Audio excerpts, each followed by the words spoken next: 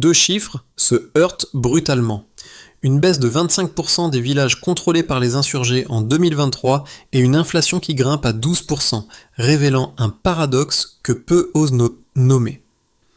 Sous cette tension contradictoire, l'ascension d'Ibrahim Traoré transforme la quête de souveraineté en un test dangereux où chaque gain sécuritaire semble appeler un coût économique équivalent.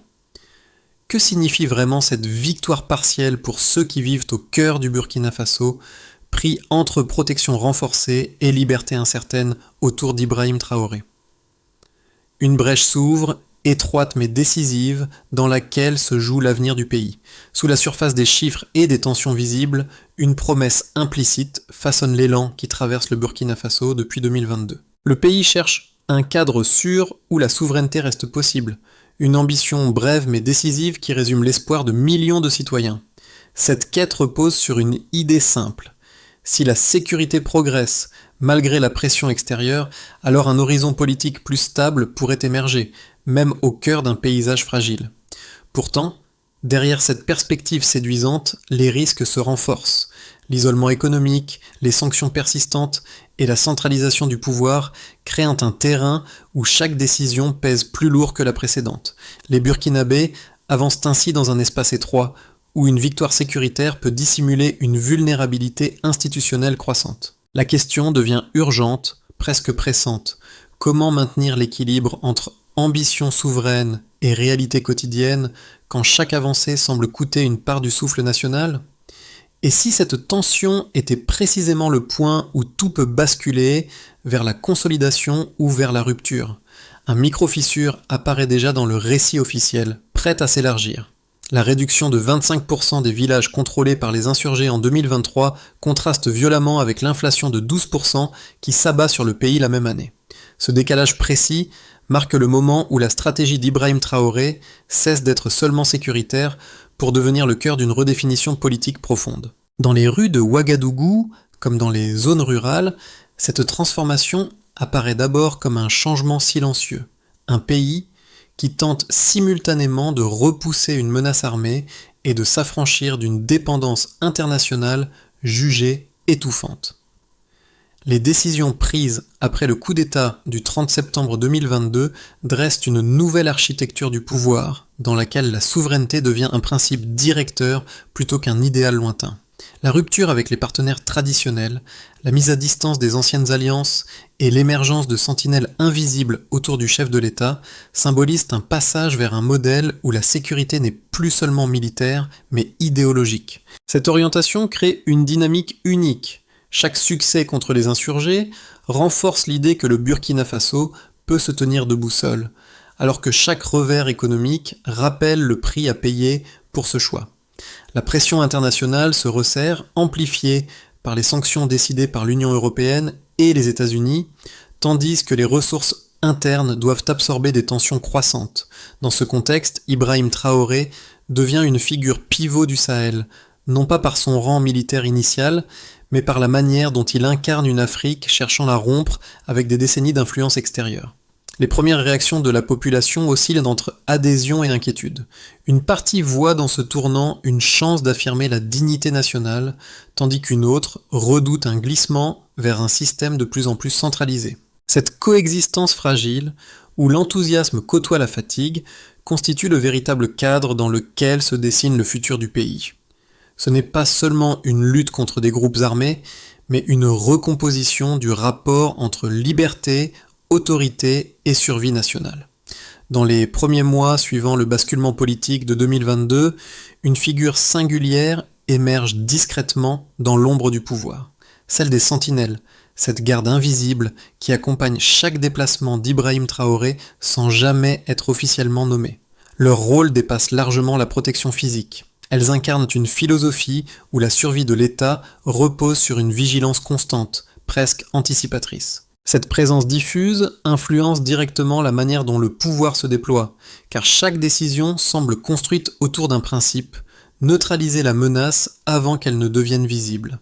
Un premier microcas illustre cette logique. À Ouagadougou, plusieurs opérations éclairs, menées par des unités proches de ces sentinelles, ont permis de dégager certaines zones sensibles après des signaux précoces d'infiltration.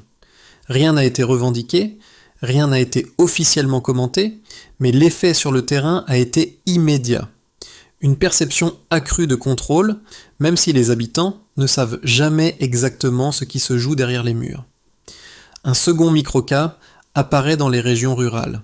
Dans un village proche des zones de conflit, la présence irrégulière d'équipes discrètes a contribué à prévenir des incursions armées, renforçant localement la confiance envers les forces loyales au gouvernement. Pour les populations, cette vigilance constante apporte une forme de répit, mais elle rappelle aussi que la sécurité reste dépendante d'un réseau opaque, difficile à questionner. Ainsi, la figure du guide dans cette phase n'est pas un individu, mais un dispositif, un mode d'action qui façonne la relation entre l'État et ses citoyens. Et cette relation repose désormais sur une simple interrogation. Que vaut une protection qui ne se voit jamais ? Le déclencheur survient le 30 septembre 2022, lorsque le coup d'État bouleverse brutalement l'équilibre fragile du Burkina Faso. La rupture est immédiate. Ibrahim Traoré apparaît au centre de la scène politique et militaire, propulsé par une situation où la menace djihadiste se mêle à la lassitude générale envers les anciennes alliances. Le pays bascule alors dans une séquence où chaque heure compte, chaque mouvement militaire redessine une carte déjà saturée de tensions. La mise à l'écart des partenaires historiques suit rapidement. La France et plusieurs alliés traditionnels sont écartés, signalant une recomposition radicale de la stratégie extérieure. Ce geste résonne comme une affirmation de souveraineté, mais il isole instantanément le pays, créant un vide diplomatique que peu auraient anticipé comme aussi vaste. Les sanctions économiques commencent à s'empiler, renforçant l'idée que la bataille politique s'élargit bien au-delà des frontières nationales. Dans le même temps, la guerre contre les groupes djihadistes continue sans relâche. Les insurgés, bien implantés dans plusieurs zones rurales, subissent néanmoins une pression croissante. Des villages sont repris. La baisse de 25% des territoires sous contrôle insurgé en 2023 devient un indicateur central utilisé pour montrer que la stratégie d'Ibrahim Traoré porte des résultats tangibles. Mais ces avancées exigent un effort considérable. Redéploiement rapide, opérations de nuit, surveillance renforcée et coordination plus serrée entre les unités régulières et les structures de sécurité parallèles. Le cœur de la montée en intensité se situe dans cette mécanique simultanée, reconquête territoriale et recomposition diplomatique. Chaque victoire militaire entraîne une riposte politique extérieure. Chaque discours d'affirmation souveraine provoque un durcissement économique de la part de l'UE ou des États-Unis. La tension s'accumule, formant une sorte de spirale où les succès et les obstacles progressent au même rythme. Au plus fort de ce mouvement, les sentinelles prennent une place stratégique dans le dispositif. Elles agissent sans exposition publique, mais orientent les déplacements, sécurisent les zones sensibles et anticipent les menaces avant qu'elles ne deviennent visibles. Ce réseau discret confère à Ibrahim Traoré une marge de manœuvre nouvelle, lui permettant de maintenir une présence active dans les régions contestées. Le régime gagne ainsi en capacité de réaction rapide, même si cette force demeure entourée d'opacité. La population ressent cette intensité à travers des signaux concrets. Checkpoints supplémentaires, patrouilles plus fréquentes, communication officielle plus brève mais plus ferme. Dans les marchés comme dans les villages, le sentiment de sécurité augmente légèrement, mais l'inquiétude économique s'aggrave. L'inflation poursuit sa progression, atteignant 12% en 2023, tandis que les difficultés d'approvisionnement deviennent monnaie courante. Les habitants avancent ainsi entre deux réalités. Une amélioration partielle de la sécurité et une détérioration palpable du quotidien. Puis vient la phase de retombée. Elle ne signifie pas l'apaisement, mais la stabilisation provisoire d'une séquence pleine de tensions. Le pays n'est plus dans l'effondrement imminent, mais pas encore dans la reconstruction sereine. Les insurgés reculent sans disparaître. L'économie souffre sans s'effondrer totalement.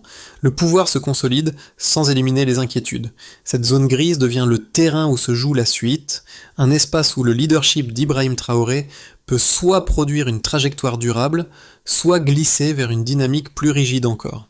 Dans cette transition, une certitude s'impose. Le pays vit sur une ligne étroite où chaque décision modifie l'équilibre. La situation sécuritaire passe d'un territoire fracturé en 2022 à une réduction de 25% des villages sous contrôle insurgés en 2023, établissant un glissement mesurable plutôt qu'un simple ressenti. Ce delta illustre un recul réel des groupes armés, même si la carte des menaces reste instable et évolutive. La consolidation progressive des positions militaires permet d'observer une mutation du rapport de force, auparavant nettement défavorable aux autorités burkinabées. Le premier indicateur majeur concerne la baisse des attaques contre les positions militaires, estimée à 18% en 2023. Cette diminution témoigne d'une capacité plus grande à bloquer les offensives dès leur préparation, permettant aux unités loyales de reprendre l'initiative. Elle suggère également une meilleure coordination tactique entre les forces régulières et les structures périphériques de sécurité. Le deuxième indicateur est l'inflation, évaluée à 12% en 2023. Ce taux reflète une pression économique intense, alimentée par les sanctions internationales, l'isolement diplomatique et les perturbations logistiques internes.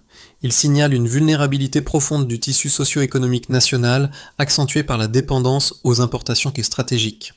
Le troisième indicateur touche à la production agricole en hausse de 3,5% en 2023. Cette progression reste modeste, mais montre une résilience inattendue face aux difficultés structurelles, notamment dans les zones où les activités agricoles avaient fortement diminué à cause de l'insécurité. Elle prouve qu'une partie de la population parvient à maintenir ou relancer ses activités malgré les tensions persistantes. Ces trois mesures dessinent une dynamique contrastée où l'amélioration sécuritaire s'accompagne d'un affaiblissement économique. Les forces armées gagnent en efficacité, tandis que le pouvoir d'achat s'érode. La souveraineté politique progresse, mais la stabilité sociale vacille. Cette ambivalence se retrouve dans le quotidien des habitants, partagé entre soulagement et inquiétude. L'action d'Ibrahim Traoré s'inscrit précisément dans cet entrelac de signaux opposés. Il gagne du terrain face aux insurgés, mais il perd en marge de manœuvre sur le plan économique. Il renforce l'autonomie stratégique du pays, mais cette autonomie se paie par une pression matérielle pesant sur les ménages. Cette tension ne relève pas d'un paradoxe théorique. Elle structure la vie publique, les discours et même les déplacements du chef de l'État. Le renforcement des dispositifs de sécurité, visibles et invisibles, contribue à stabiliser plusieurs régions, mais il accroît aussi la centralisation du pouvoir. Les sentinelles jouent un rôle clé dans cette équation. Elles consolident la protection rapprochée autour d'Ibrahim Traoré, mais leur opacité nourrit parfois un malaise chez ceux qui peinent à saisir les contours exacts de cette force. Le pays évolue donc dans une organisation où l'efficacité sécuritaire repose autant sur l'action militaire que sur une densité de contrôle discrète. Les données montrent enfin une réalité transversale. Chaque amélioration sécuritaire renforce temporairement la confiance, mais chaque dégradation économique creuse un sillon d'incertitude. Le Burkina Faso avance ainsi dans une zone où avancée et fragilité coexistent, sans jamais s'annuler totalement. Et cette coexistence marque le véritable enjeu des mois à venir. Comprendre comment transformer un équilibre précaire en trajectoire durable. Un premier courant d'analyse met en avant les réussites sécuritaires obtenues depuis l'arrivée d'Ibrahim Traoré au pouvoir. Selon cette perspective, la réduction de 25% des villages sous contrôle insurgé constitue la preuve d'un retournement stratégique longtemps jugé impossible. La baisse de 18% des attaques contre les positions militaires renforce cette impression, suggérant que la restructuration de l'appareil de défense produit des effets concrets. Les partisans de cette lecture considèrent que le pays, autrefois pris dans une spirale de pertes territoriales, retrouve désormais une capacité d'initiative. Ils voient dans le recentrage sécuritaire une étape nécessaire pour créer les conditions d'une stabilité future. Un second courant, tout aussi solide, soulève toutefois les risques associés à cette orientation. L'inflation à 12% en 2023, les sanctions internationales et l'isolement diplomatique prolongé fragilisent l'économie nationale. La montée des difficultés d'approvisionnement, l'augmentation du chômage chez les jeunes et la dépendance persistante à l'aide humanitaire dans certains territoires rappellent que les succès militaires ne suffisent pas à garantir une trajectoire durable. Ce camp craint qu'un pouvoir de plus en plus centralisé, entouré de structures de sécurité opaques et de sentinelles omniprésentes, ne conduise progressivement à une restriction des libertés individuelles. Il redoute que la souveraineté proclamée ne devienne un prétexte pour justifier un contrôle accru sur la société. Entre ces deux lectures opposées, une synthèse apparaît en observant attentivement les données disponibles. Les avancées sécuritaires sont bien réelles, mais elles restent fragiles car dépendantes d'un équilibre diplomatique précaire et d'une économie sous tension. La pression internationale, la hausse des prix et l'instabilité logistique rappellent que le pays n'évolue pas dans un vide, mais dans un environnement complexe où chaque décision entraîne des répercussions immédiates. La centralisation du pouvoir offre une rapidité d'action, mais elle comporte aussi une responsabilité accrue quant à la manière dont cette force est utilisée. La trajectoire d'Ibrahim Traoré ne se trouve donc ni dans un triomphe simple, ni dans une dérive certaine, mais dans une zone d'incertitude où chaque réussite porte en elle une fragilité à surveiller. Tout bascule soudainement. Ce basculement ne tient pas à un événement spectaculaire, mais à une modification subtile dans la manière dont le pouvoir commence à utiliser la marge sécuritaire acquise depuis 2023. Alors que les insurgés reculent dans plusieurs zones, l'entourage d'Ibrahim Traoré renforce encore la structure des sentinelles, transformant ce dispositif discret en un outil central d'organisation du pouvoir. La sécurité ne devient plus seulement un objectif, mais un filtre, une grille qui détermine la manière de gouverner, de se déplacer, de communiquer et même d'anticiper les décisions diplomatiques. Cette évolution crée un effet inattendu. Des régions autrefois difficiles d'accès commencent à être réintégrées dans les circuits administratifs, non pas par des réformes publiques, mais par la présence continue de ces unités invisibles. La population y voit une forme de stabilisation, mais aussi une intrusion douce, difficile à contester. Les signaux s'accumulent, moins d'attaques localisées, plus de contrôle interne, et une chaîne décisionnelle de plus en plus resserrée autour du cercle rapproché du chef de l'État. Ce midpoint révèle une réalité essentielle. La sécurité, si elle progresse, redéfinit aussi la structure du pouvoir. Ce n'est plus seulement une réponse à la menace, mais un cadre qui façonne désormais la suite du récit national. Les répercussions de la trajectoire actuelle s'imposent d'abord dans la vie des habitants ordinaires. Pour les citoyens, les effets se lisent dans la diminution des incursions locales et dans une perception plus nette de contrôle territorial. Les patrouilles plus régulières et la coordination accrue des unités réduisent l'imprévisibilité qui rythmait auparavant leur quotidien. Mais cette amélioration sécuritaire s'accompagne d'une hausse persistante des prix, conséquence directe de l'inflation à 12%, qui pèse lourdement sur les foyers déjà fragilisés. Du côté économique, les entreprises ressentent une pression différente. Les sanctions internationales compliquent l'accès aux devises, perturbent certaines chaînes d'approvisionnement et freinent la capacité d'importation pour les secteurs dépendants de matières premières extérieures. Plusieurs acteurs économiques tentent de s'adapter, mais l'incertitude diplomatique rend les projections instables. Dans ce contexte, la stratégie souverainiste incarnée par Ibrahim Traoré crée un climat où l'audace entrepreneuriale coexiste avec un risque structurel élevé. Les agriculteurs et les zones rurales vivent une transformation encore plus contrastée. La reprise de certains territoires auparavant tenus par les insurgés permet de relancer partiellement la production, illustrée par la hausse de 3,5% en 2023. Ce progrès offre un souffle relatif car il rétablit des circuits commerciaux locaux et réouvre des pistes autrefois impraticables. Cependant, l'accès au matériel, aux intrants et au crédit demeure limité, freinant la capacité d'expansion et rappelant la fragilité de ce rétablissement. À l'échelle régionale, l'impact dépasse largement les frontières du Burkina Faso. Les choix stratégiques du pays interpellent les États voisins, déjà confrontés à des dynamiques similaires dans la lutte contre les groupes armés.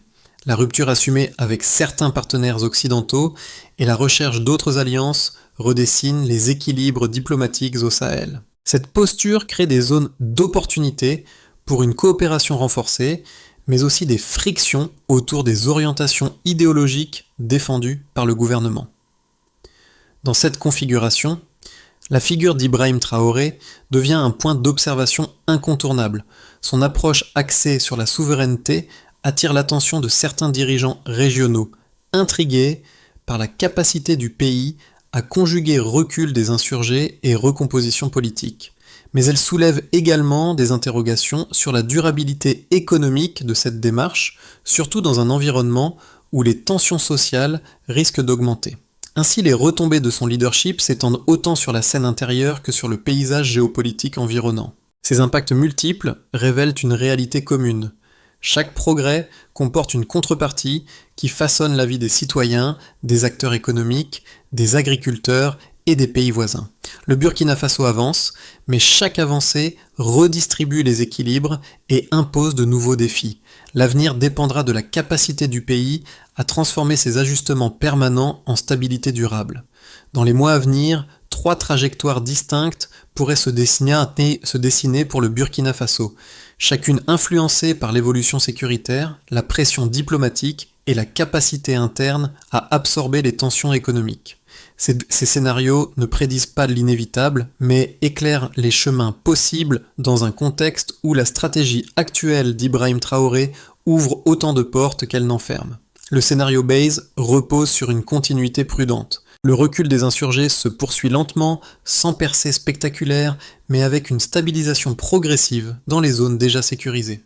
L'économie reste sous pression, portée par une inflation persistante et des contraintes logistiques non résolues. Quelques rapprochements diplomatiques isolés atténuent partiellement les sanctions, sans créer pour autant un rebond solide. Ce scénario décrit un pays qui avance, mais dont la marge d'amélioration demeure limitée par l'absence de ressources supplémentaires. Le scénario optimistique suppose une dynamique plus large. La consolidation sécuritaire s'accélère grâce à une meilleure coordination entre unités, permettant d'ouvrir davantage de routes, de rétablir des circuits économiques et de renforcer la présence administrative. Des partenaires régionaux s'engagent plus clairement aux côtés du Burkina Faso, initiant une coopération qui réduit le poids de l'isolement. Dans ce cadre, la stratégie de souveraineté soutenue par Ibrahim Traoré gagne en crédibilité et peut attirer des soutiens ciblés, notamment là où les résultats sécuritaires parlent d'eux-mêmes. L'économie reste fragile, mais commence à se stabiliser sous l'effet de nouvelles opportunités locales.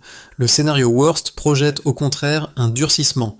Les insurgés, bien que affaiblis, retrouvent des capacités de nuisance dans plusieurs zones périphériques. La pression internationale s'intensifie après de nouveaux désaccords diplomatiques entraînant un renforcement des sanctions. La hausse des prix s'aggrave, provoquant davantage de tensions sociales et accentuant la fatigue collective. Dans cette configuration, la centralisation accrue du pouvoir pourrait devenir un frein supplémentaire, limitant la flexibilité nécessaire pour absorber le choc. Face à ces 3 trajectoires, une recommandation s'impose. Raisonner en termes de conditions plutôt qu'en certitude. Chaque scénario dépendra de l'équilibre entre sécurité, économie et diplomatie, 3 leviers dont l'articulation déterminera la direction réelle du pays. Pour les jeunes du Burkina Faso, la période actuelle représente autant une opportunité qu'une source d'inquiétude.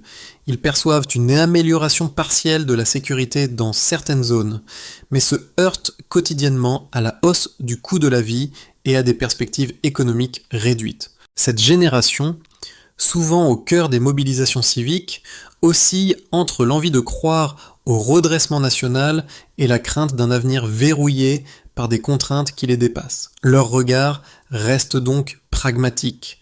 La stabilité compte, mais elle doit s'accompagner d'un espace respirable pour se projeter. La diaspora, quant à elle, observe la situation avec une distance mêlée d'attachement.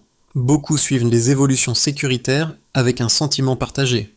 D'un côté, la reconquête de certaines zones rassure, de l'autre, l'isolement diplomatique et la pression économique inquiètent. Pour ces communautés extérieures, la question centrale est souvent celle de la durabilité. Le pays peut-il maintenir sa trajectoire sans s'enfermer dans un cycle de tensions prolongées ? Leurs échanges avec les familles restées au pays alimentent une double lecture où les espoirs se heurtent aux contraintes du quotidien. Les observateurs régionaux, eux, voient dans les choix actuels du Burkina Faso un test pour l'ensemble du Sahel. La démarche souverainiste et la stratégie sécuritaire renforcée inspirent certains États voisins, mais suscitent aussi des interrogations sur la capacité à concilier fermeté et inclusion sociale. Le leadership d'Ibrahim Traoré est ainsi scruté comme un modèle possible ou comme un avertissement, selon la sensibilité politique de chacun. Cette attention accrue crée une atmosphère où chaque avancée ou recul du pays résonne au-delà de ses frontières. Dans ce paysage complexe, 2 pistes d'approche émerge pour les citoyens comme pour les observateurs. S'appuyer sur des informations fiables et multiplier les espaces de dialogue. Ces gestes simples permettent de garder un cap lucide dans une période où les perceptions façonnent autant la réalité que les faits eux-mêmes. Le premier axe consiste à stabiliser les zones reconquises grâce à des équipes mixtes réunissant forces locales et administration civile. Ces unités doivent intervenir dans un délai court, idéalement dans les 8 semaines suivant la sécurisation d'une zone, afin d'éviter tout vide institutionnel. La mesure du progrès repose sur un indicateur simple, le rétablissement régulier des services essentiels évalué sur une période de 3 mois. Le deuxième axe vise à renforcer les capacités économiques locales par des mécanismes de soutien ciblés. Des micro-projets agricoles ou artisanaux peuvent être déployés dans les régions où l'activité a redémarré, en privilégiant les zones rurales sensibles. Leur efficacité se mesure par l'augmentation du volume de production locale et par la réduction ponctuelle des pénuries sur les marchés régionaux. Le troisième axe concerne la réouverture contrôlée de certains canaux diplomatiques. Cette démarche n'implique pas l'abandon de la ligne souverainiste défendue par Ibrahim Traoré, mais une sélection précise de partenaires capables d'apporter un soutien technique ou logistique. Chaque avancée doit être vérifiée par des engagements mutuels avec un suivi trimestriel permettant d'ajuster le rythme sans fragiliser la posture nationale. Un quatrième axe peut renforcer l'ensemble. Instaurer des espaces de concertation réguliers entre autorités locales, organisations sociales et représentants sectoriels. Ces rencontres, limitées mais structurées, servent à identifier les blocages immédiats et à orienter la distribution des ressources. Leur impact se mesure par la rapidité avec laquelle certaines tensions locales diminuent après chaque cycle de consultation. En articulant ces étapes de manière cohérente, le Burkina Faso peut transformer une stabilité encore fragile en trajectoire durable, tout en préservant l'équilibre délicat entre souveraineté et ouverture. Au moment où le Burkina Faso cherche encore son équilibre, une image persiste, celle des sentinelles discrètes mais déterminantes qui ont longtemps veillé dans l'ombre des décisions cruciales. Ce motif, aperçu dans les premiers mois du basculement politique, revient comme un fil conducteur reliant sécurité, souveraineté et fragilité. Il rappelle que chaque victoire obtenue depuis 2022 repose autant sur la force visible des opérations que sur la vigilance silencieuse qui accompagne Ibrahim Traoré dans ses déplacements et dans ses choix. Dans la mémoire collective, cette présence évoque un idéal autant qu'un risque. Elle incarne la volonté d'un pays de se tenir debout par lui-même, mais invite aussi à interroger les limites d'une protection qui façonne désormais la relation entre l'État et ses citoyens. Les avancées, bien réelles, n'effacent pas les tensions et les incertitudes demeurent au cœur du paysage quotidien. Pourtant, au milieu des pressions extérieures et des défis internes, un espace de possibilités subsiste, où la stabilité pourrait se transformer en projet durable. La question finale, posée autant au pouvoir qu'au peuple, devient alors claire. Comment préserver l'élan sans étouffer l'ouverture indispensable au futur ? Et une vérité s'impose, sèche et brève. La souveraineté exige un équilibre constant.